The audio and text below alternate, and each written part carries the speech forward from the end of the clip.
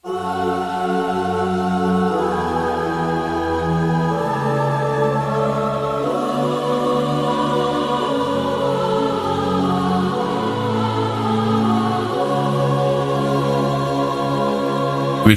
ಯಾವುದೇ ಚಿತ್ರರಂಗ ತೆಗೆದುಕೊಂಡ್ರೂ ಇಬ್ಬರು ದಿಗ್ಗಜರ ನಡುವೆ ಪೈಪೋಟಿ ಇದ್ದೇ ಇರುತ್ತೆ.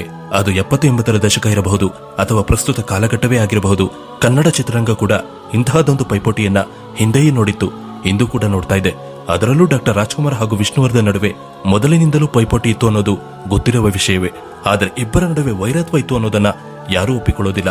ಇವರಿಬ್ಬರ ಕೆಲವು ಅಭಿಮಾನಿಗಳು ಅಂತಹದೊಂದು ವಾತಾವರಣವನ್ನ ಸೃಷ್ಟಿಸಿದ್ರು ಅಂತ ಹೇಳೋ ಜನರು ಬಹಳ ಮಂದಿ ಇದ್ದಾರೆ. ಒಮ್ಮೆ ಡಾಕ್ಟರ್ ರಾಜ್ಕುಮಾರ್ ಅವರಿಗೆ ಪದ್ಮಭೂಷಣ ಪ್ರಶಸ್ತಿ ಬಂದ ಸಂದರ್ಭದಲ್ಲಿ ಬೆಂಗಳೂರಿನ ಕಂಠೀರವ ಸ್ಟುಡಿಯೋದಲ್ಲಿ ಸನ್ಮಾನ ಸಮಾರಂಭ ಹಮ್ಮಿಕೊಳ್ಳಲಾಗಿತ್ತು. ಆ ಸಮಾರಂಭಕ್ಕೆ ವಿಷ್ಣುವರ್ಧನ್ ಕೂಡ ಅತಿಥಿಯಾಗಿ ಬಂದಿದ್ರು.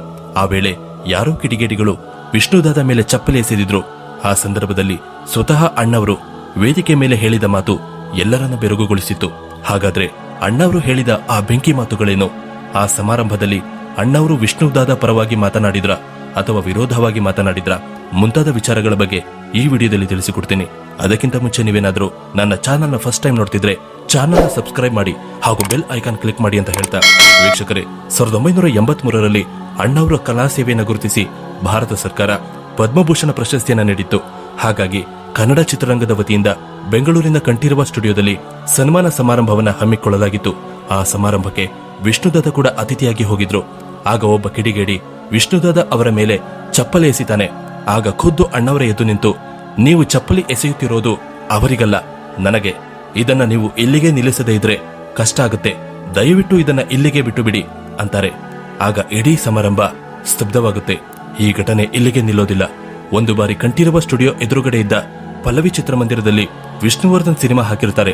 ಆ ಪೋಸ್ಟರ್ಗೂ ಕಿಡಿಗೇಡಿಗಳು ಬೆಂಕಿ ಹಚ್ತಾರೆ ಹಾಗೂ ಅಲ್ಲೇ ಎದುರುಗಡೆ ಇದ್ದ ವಿಷ್ಣುವರ್ಧನ್ ಪೋಸ್ಟರ್ಗೂ ಬೆಂಕಿ ಹಚ್ತಾರೆ. ಬಟ್ ವಾಸ್ತವದಲ್ಲಿ ರಾಜ್ಕುಮಾರ್ ಹಾಗೂ ವಿಷ್ಣುವರ್ಧನ್ ಅವರ ಸಂಬಂಧ ಚೆನ್ನಾಗಿಯೇ ಇರುತ್ತೆ. ಆದರೆ ಕೆಲವರು ಇವರಿಬ್ಬರ ಜನಪ್ರಿಯತೆಯ ಲಾಭ ಪಡೆದು ದ್ವೇಷ ಹಂಚುವ ಕೆಲಸ ಮಾಡ್ತಾನೆ ಬರ್ತಾರೆ. ಡಾಕ್ಟರ್ ರಾಜ್ಕುಮಾರ್ ಅಭಿಮಾನಿಗಳು ಅಂತ ಹೇಳಿಕೊಳ್ಳುವ ಸಮಯ ಸಾಧಕರು ವಿಷ್ಣುವರ್ಧನ್ ಅವರಿಗೆ ತೊಂದರೆ ಕೊಟ್ಟಿದ್ದೂ ಉಂಟು. ಅದೇ ರೀತಿ ವಿಷ್ಣುವರ್ಧನ್ ಅವರ ಅಪ್ಪಟ ಅಭಿಮಾನಿಗಳು ಅಂತ ಹೇಳಿಕೊಳ್ಳುವ ಸಮಾಜಘಾತಕರು ರಾಜ್ಕುಮಾರ್ ಅವರ ಪೋಸ್ಟರ್ಗಳಿಗೆ ಸಗಣಿ ಹಚ್ಚಿದ್ದೂ ಉಂಟು.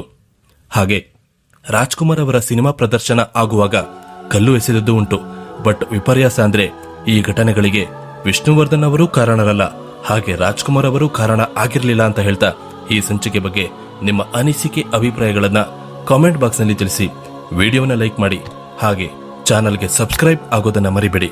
ನಮಸ್ಕಾರ.